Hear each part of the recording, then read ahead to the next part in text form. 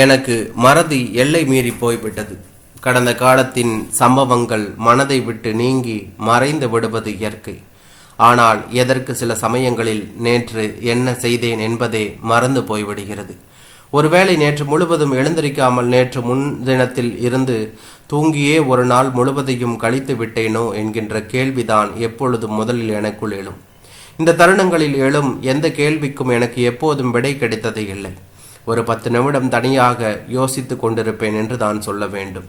இடையில் எப்போது பேச தொடங்கினோன் என்று தெரியாது. நான் பேசி கொண்டிருக்கும் சத்தம் கேட்டு எனது மனைவி சமையல் அறையிலிருந்து ஓடி வருவாள் என்று தான் சொல்ல வேண்டும். யாரிடம் பேசி கொண்டிருக்கிறீர்கள் என்று கேட்பாள். அவள் முகத்தை உற்று பார்த்து கொண்டு ஏதும் பேசாமல் நின்று கொண்டிருப்பேன். ஆனால் என் மனதில் நேற்று என்ன செய்தோம் என்ற கேள்வி மட்டும் திரும்ப திரும்ப எழுந்து கொண்டே இருக்கும். சரி, இவளிடமே கேட்டு பார்க்கலாம் என்று கேட்டு விடுவேன் என்று தான் சொல்ல வேண்டும். அவளும் ஏதாவது சம்பவங்களை சொல்லி நினைவுபடுத்துவாள். அந்த விஷயத்தில் அவள் கெட்டிக்காரி. எப்படித்தான் அவளுக்கு எல்லா நிகழ்வுகளும் நினைவில் இருக்கிறதோ என்று தெரியவில்லை. ஒரு வாரத்திற்கு முன்பு நடந்த நிகழ்வுகளை எல்லாம் கோர்வையாக சொல்லி என் நாட்களை எனக்கு மீட்டு தந்து விடுவாள். போன வாரம் அசோக் கூட கார் பொம்மை கேட்டானே, அதுக்கு கூட புதன் அன்னைக்கு வாங்கலாம்னு சொன்னீங்க இல்ல. நேற்று லஞ்சுக்கு உங்கள் ஃப்ரெண்டோட வெளியே போகும்போது ஒரு கடையில் அவன் கேட்ட கார் பொம்மையை பார்த்தேன்னு வாங்கிட்டு வந்தீங்கல்ல, ஞாபகம் இல்லையா? அடா ஆமாம் என்பேன். நல்ல வேளை அசோக் யாருன்னு கேட்காம இருந்தீங்க போங்க என்பாள் சிரித்து கொண்டே என்று தான் சொல்ல வேண்டும். ஆனால் எப்போதும் அவளுக்கு மட்டும் எப்படியெல்லாம் நினைவில் இருக்கிறது என்று நான் கேட்டதே இல்லை. இது போல பல முறை நடந்து இருக்கிறது. அவள் சொல்லிவிட்டு சமையல் வேலைகளை கவனிக்க சென்று விடுவாள் என்று தான் சொல்ல வேண்டும்.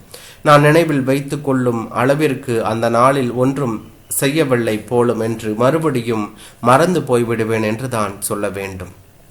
அப்படி ஒரு சாதாரண நாளை மறந்து போயிருந்தால் பரவாயில்லை. நேற்று எங்களுடைய கல்யாண நாள், அதையே மறந்து போய்விட்டேன். என்ன செய்தேன் என்பதே நினைவுக்கு வரவில்லை.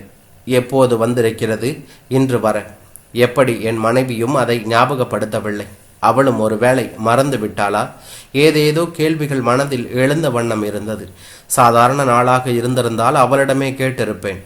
ஆனால் இன்று அவளிடம் கேட்டு தெரிந்து கொள்ள வேண்டாம் என்று தோன்றிற்று. எப்படி 4வது கல்யாண நாளே மறந்து போய்விட்டது. இந்த நாளுக்காக இவளுக்கு பட்டுப்புடவை பரிசளிக்க வாங்கி வைத்தது கூட நினைவில் இருக்கிறது. ஆனால் நேற்று என்ன செய்தேன் என்பது மட்டும் நினைவிற்கு வரவில்லை. அவள் மேல் கொண்ட அன்பு குறையவில்லை. எப்போதும் போல மறதிதான் இது என்று எனக்கு உள்ளாகவே சொல்லிக் கொண்டேன் என்று தான் சொல்ல வேண்டும். நேற்று எங்களுடைய கல்யாண நாள் தானா என்பதை ஒரு முறை உறுதி செய்து கொண்டேன் என்று தான் சொல்ல வேண்டும். இதற்கு மேல் இதை நினைத்து குழம்பி கொண்டிருந்தால் அது அவளுக்கும் தெரிந்துவிடும் என்பதால் அலுவலகத்தில் யாரிடமாவது கேட்டு தெரிந்து கொள்ளலாம் என்று குளித்து முடித்து சாப்பிட்டு விட்டு கிளம்பி விட்டேன். அவள் முகத்தில் எந்த மாற்றமும் இல்லை. என்றும் போல இன்றும் இருந்தாள் என்று தான் சொல்ல வேண்டும். அலுவலகம் நடந்து செல்லும் தூரத்தில் தான் இருந்தது. நடந்து போனால் நேற்று கண்ட கனவுகள் ஏதேனும் நிறைவிற்கு வரும் என்ற எண்ணத்தில் காரை விடுத்து விட்டு நடந்து போனேன். நடந்து போகும்போது உலகம் மெதுவாக இயங்குவது போன்ற பிரமை உண்டானது. எனது வீட்டில் இருந்து 3 வீடு தள்ளியிருந்த டீ கடையில் சிலர் சத்தமாக எதையோ பேசி கொண்டிருந்தார்கள். இதுவரை அந்த கடையை எனக்கு பார்த்ததாக நினைவில்லை. இந்த கடை ஏன் இவ்வளவு நாளாக என் கண்ணில் படவில்லை? ஒருவேளை இன்றுதான் புதியதாக தொடங்கப்பட்டு விட்டதோ? இவர்கள் எல்லாம் நம் தெருவில் வசிப்பவர்களா? தெருவின் முடிவில் பிரதான சாலை அதிக போக்குவரத்து இன்றி இருந்தது என்று தான் சொல்ல வேண்டும். நேரம் 8:45 காட்டியது. கடிகாரம் இன்னும் 15 நிமிடம் இருந்தது. ஒரு 200 அடி தொலைவில் தான் எனது அலுவலகம். நான் மெதுவாக நடந்து போய் கொண்டிருந்தேன். நேற்று என்னதான் நடந்திருக்கும்? ஏதும் நினைவிற்கு வரவில்லை. நான் நடந்து போய் கொண்டிருந்த வழி இதுவரை கண்டிராதது போல புதிதாக இருந்தது. இந்த வழியில் தான் நான் தினமும் காரில் வருகிறேனா? எனக்குள் கேள்விகள் சேர்ந்து கொண்டே போனது. எதற்கும் பதிலில்லை. அலுவலகத்தில் நேற்று எனக்கு வந்த நான் அனுப்பின மின்னஞ்சல்களை பார்த்தால் எல்லாம் நினைவிற்கு வந்துவிடும் என்று முடிவு செய்து கொண்டு வேகமாக நடக்கலானேன். அதற்கு பின்பு பாதையில் நடக்கும் விஷயங்களில் என் கவனம் செல்லவில்லை என்று தான் சொல்ல வேண்டும். மின்னஞ்சல் பெட்டியில் எனக்கு வந்தது போலவோ நான் அனுப்பியது போலவோ எந்த மின்னஞ்சலும் இல்லை. கல்யாண நாளுக்கு என் மனைவிக்கு பரிசளிக்க வாங்கிய பட்டுப்புடவை மேசையில் அப்படியே இருந்தது என்று தான் சொல்ல வேண்டும். எனது சக ஊழியர்கள் சிலரிடம் நான் நேற்று என்ன செய்தேன் என்று கேட்டு பார்த்தேன். என்னை பைத்தியக்காரனை பார்ப்பது போல பார்த்தார்கள் சிலர். நான் செய்ததை நான் தான் அவர்களுக்கு தெரிவுபடுத்த வேண்டும். அதை விடுத்து தன்னை கேட்டால் தான் எப்படி சொல்வேன் என்றனர் சிலர். தான் என்ன செய்தேன் என்பதையே தெரியவில்லை என்றனர் சிலர். என்னை போலவும் சிலர் இருப்பது ஆறுதலாக இருந்தது. ஆனால் இவர்கள் கல்யாண நாளவே, அதுவும் 4வது கல்யாண நாளை என்னை போலவே மறந்திருப்பார்களா என்று எனக்குள் மறுபடியும் கேள்வி என்று தான் சொல்ல வேண்டும். பொறுமை இழந்து தலைவலிக்க தொடங்கியது. வேலையில் கவனம் செலுத்தவில்லை. மனைவியிடம் பேச வேண்டும் போல தோன்றியது. கூப்பிட்டேன். அவள் மதிய உணவிற்காக காய்கறிகள் வாங்கி கொண்டிருப்பதாக கடை தெருவிலிருந்து சொன்னாள். எனக்கு தெரிந்து நான் காய்கறிகள் வாங்க வர என்று கடை தெருவிற்கு போனதாக நினைவில்லை. எனக்கு தலை வலிப்பதாகவும் வீட்டிற்கு வருவதாகவும் சொன்னேன் என்று தான் சொல்ல வேண்டும். ஏன் காரில் என்று அலுவலகம் செல்லவில்லை என்று கேட்டாள். நான் ஏதும் பேசாமல் சில மணித்துளிகள் இருந்ததால் அவளே ஆட்டோவில் வரும்படியும் சொன்னாள். எனக்கு உடல்நிலை சரியில்லாததால் மருத்துவமனை செல்வதாக மேலதிகாரிக்கு மின்னஞ்சல் அனுப்பிவிட்டு புறப்பட்டேன். நேற்று என்ன செய்தேன் என்ற கேள்வி எனக்குள் திரும்ப திரும்ப கேட்டுக்கொண்டே இருந்தது என்று தான் சொல்ல வேண்டும். எனக்கு முன்பாகவே என் மனைவி வீட்டிற்கு வந்திருந்தாள். கொஞ்சம் ஓய்வு எடுத்தால் எல்லாம் சரியாகிவிடும், நான் தூங்கிவிட்டால் எழுப்ப வேண்டாம் என்று அவள் ஏதும் கேட்பதற்கு முன்பாகவே சொல்லிவிட்டு படுக்கையில் எழுந்தேன். காலையிலிருந்து எனக்கு உள்ளாக தோன்றிய கேள்விகள் எல்லாமும் ஒவ்வொன்றாக மனதுள் ஒரு மூலையில் தோன்றி கொண்டிருந்தது. எப்போது தூங்கி போனேன் என்றே தெரியவில்லை என்று தான் சொல்ல வேண்டும். நான் எழுந்து மணியை பார்த்தபோது அது 5ஐ காட்டியது. எவ்வளவு நேரம் தூங்கி போய்விட்டேனா?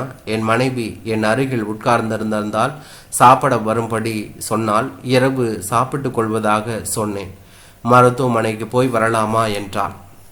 இப்போது பரவாயில்லை, நாளை சரியாகிவிடும் என்றேன். எனது மகன் அசோக் மல்லை மொழியில் ஏதோ அவனாகவே பேசிக் கொண்டும் விளையாடி கொண்டும் இருந்தான்.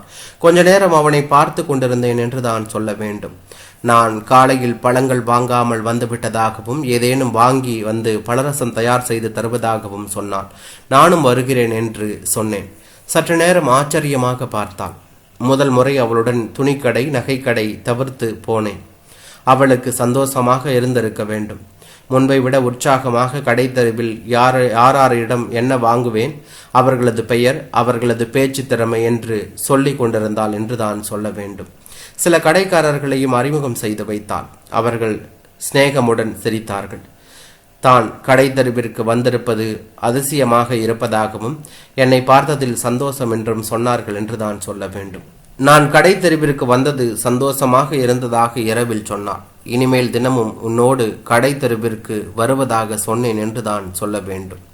நெடுநேரம் எதையோ பேசிக் கொண்டிருந்தோம். நேற்றைய நிகழ்வு பற்றிய கேள்வி என்னை விட்டு கொஞ்சம் கொஞ்சமாக விலக தொடங்கியது. மணி இரவு 2 பார்த்ததாக நினைவு. காலை எழுந்தபோது மணி 1. சமையல் அறையில் எனது மனைவி எதையோ செய்து கொண்டிருக்கும் சப்தம் கேட்டது. எப்போது தூங்கினாள், எப்போது எழுந்தாள், எப்போதுமே எனக்கு பின்பு தூங்கி எனக்கு முன்பாகவே எழுந்து விடுகிறாள். ஒரு முறை கூட அவள் இரவிலோ பகலிலோ தூங்கி பார்த்ததே இல்லை என்பது எனக்கு அப்போது தோன்றிற்று. நேற்று நேரமாகிவிட்டதல்லவா, கொஞ்ச நேரம் காலையில் தூங்கி இருக்கலாம் அல்லவா என்று கேட்டேன். எனக்கு அலுவலகத்திற்கு நேரமாகிவிடும் என்பதால் சமையல் வேலைகளை கவனிக்க எழுந்ததாக சொன்னாள். இன்றைக்கு ஒரு நாள் மட்டும் வெளியில் எங்காவது காலை உணவிற்கு போயிருக்கலாம் என்றேன். தனக்கு இது சங்கடமாக இல்லை என்றும் பழகி போய்விட்டது என்றும் சொன்னாள் என்று தான் சொல்ல வேண்டும். இன்றைக்கு என்ன வேலை இருக்கிறது என்று கேட்டேன். இது அவளுக்கு ஆச்சரியத்தை உண்டாக்கி இருக்க வேண்டும். ஆச்சரியத்துடனே பட்டியலிட்டாள். எல்லா வேலைகளுமே எனக்கான வேலைகள். என்னை பற்றியே இவள் சிந்தனை இருக்கிறது. இதுவே என்னுடைய நாட்களை அவள் மறக்காமல் இருக்க காரணமாக இருப்பதாக தோன்றியது. என்னுடைய நாட்களை இவள் தவிர வேறு யாரும் நினைவில் வைத்துக் கொள்ள முடியாது என்று புரிந்தது என்று தான் சொல்ல வேண்டும். அன்றிரவு எனக்கு முன்பாகவே தூங்கி போனாள். எனக்கு மறந்து போன நிகழ்வுகள் எல்லாம் நினைவிற்கு வர தொடங்கி இருந்தது என்று தான் சொல்ல வேண்டும். அதற்கு பின்பு எந்த நாளும் எனக்கு மறக்கவே இல்லை. 4வது கல்யாண நாள் பற்றி அவள் என்றுமே என்னை கேட்கவில்லை. ஆனால் அந்த நாளை என்னை போல அவளும் கண்டிப்பாக மறந்திருக்க மாட்டாள். அவளுக்காக நான் அன்று பரிசாக வாங்கி வைத்த பட்டுப்புடவை எனது அலுவலக மேஜையின் மீதே இருந்து கொண்டிருந்தது. அதை பற்றி அவளுக்கு தெரிந்திருக்க வாய்ப்பே இல்லை என்றான்.